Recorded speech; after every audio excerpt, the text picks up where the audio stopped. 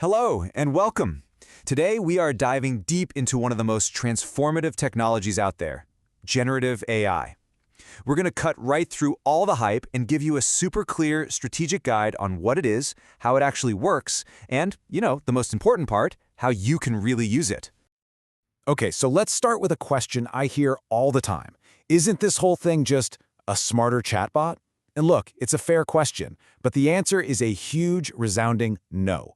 What we're really talking about here is a fundamental shift in how we create, how we discover, and how we automate pretty much everything. So to really get it, we have to go way beyond the chatbot. In this first section, we're going to look past that simple chat window to understand the core business value that generative AI truly unlocks. At its heart, generative AI is, it's exactly what it sounds like. Unlike traditional AI, which is all about analyzing or responding to data that's already there, its superpower is creation. It generates brand new, original content that just didn't exist before. So the key thing to remember is it's a creator, not just an analyst. The first and most obvious use case is just that, creation. We're talking about writing articles, emails, social media posts, you name it.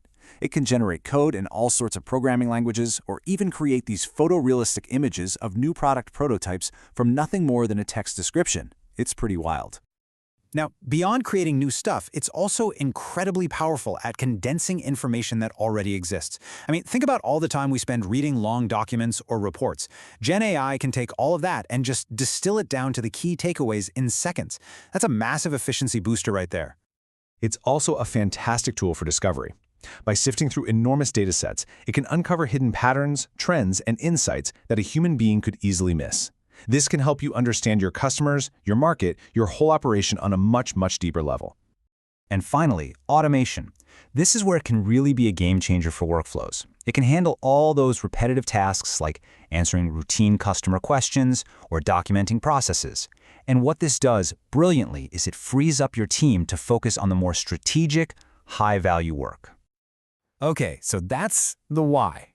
Now let's peek under the hood a little bit and get into the what. We're going to demystify the technology that makes all of this incredible stuff possible. So, the big leap forward here is the shift from what we knew as traditional AI models to these things called foundation models. A traditional model is a specialist, right? It's trained to do one thing really, really well, like filtering your spam emails. A foundation model, on the other hand, is a total generalist. It's trained on a massive, incredibly diverse range of data, which allows it to adapt and perform tons of different tasks, from writing a sonnet to analyzing financial data. But a foundation model doesn't just exist in a vacuum. Nope, it's part of a much larger technology stack. To really get our heads around how all these pieces fit together, from the silicon chips all the way to the final app, let's use a simple analogy. Let's think about building a house. You see, every complete AI solution is built on 5 distinct layers. Let's start at the very bottom with the infrastructure. This is the raw computing power, the concrete foundation of our house. Sitting on top of that, you've got the models. These are like the raw materials, your lumber, your bricks. Then comes the platform, which gives you the tools and services to actually work with those materials. After that, you need your agents. Think of these as the skilled workers, the carpenters and plumbers, who use the tools to do specific jobs. And finally, at the very top, you have the applications. These are the finished rooms that you, the user, actually live in and interact with. Okay, understanding the tech is one thing, but actually implementing it effectively, that's a whole other ballgame. So that brings us to strategy. We're going to move from the tech to the tactics. This is your playbook for success. Broadly speaking, there are 2 ways to come at this. You've got a top-down strategy, which is where leadership sets a really clear vision, tying AI directly to major business goals. Then you have a bottom-up strategy, which is more organic. That's where teams on the ground experiment. They find what works, and they let the best ideas bubble up to the top. But here's the secret. The most successful strategies aren't just top-down or bottom-up. They're a continuous loop. You absolutely need a clear vision from leadership to set the direction, but you also have to empower your teams to experiment and innovate on the ground. This creates this really powerful cycle. The vision guides the experimentation, and then the results from those experiments help refine the overall strategy. It just keeps feeding itself. So, you've got your strategy. Now for the most practical part of all, how do you actually get the AI to do what you want? Let's talk about the art of the prompt. One of the most powerful techniques out there is something called prompt chaining. Now, don't think of it as just giving a single command. Think of it more like having a conversation. You start with a broad request, and then each follow-up prompt you give refines and builds upon the AI's last response, letting you get a much more sophisticated result. Here's a perfect example.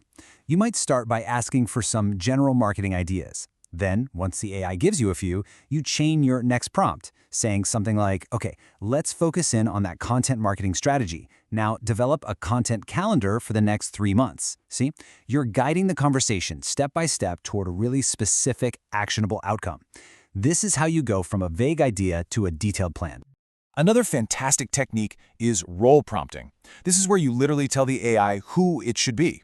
By giving it a persona, you can instantly guide its tone, its style, and the kind of knowledge it pulls from. For instance, instead of just asking it to answer a customer question, you prompt it with, "You are a customer service agent with 10 years of experience." Immediately, the AI will adopt a helpful, patient, and knowledgeable tone, giving you a much more effective and context-aware response. It's so simple but so powerful. All right, we've covered the why, the what, and the how of generative AI. So now, let's bring it all together and talk about the key takeaways you really need to remember. So if there is one thing you take away from all this, let it be this. Generative AI is not a magic box. It's a complex, layered technology. Unlocking its true potential requires a clear strategy, a little bit of technical understanding, and skillful interaction. At the end of the day, it's an incredibly powerful tool. But just like any tool, its value is determined by the person who's wielding it. And that brings me to the final thought I really want to leave you with. You've probably heard the saying, AI won't take your job, but someone using AI will.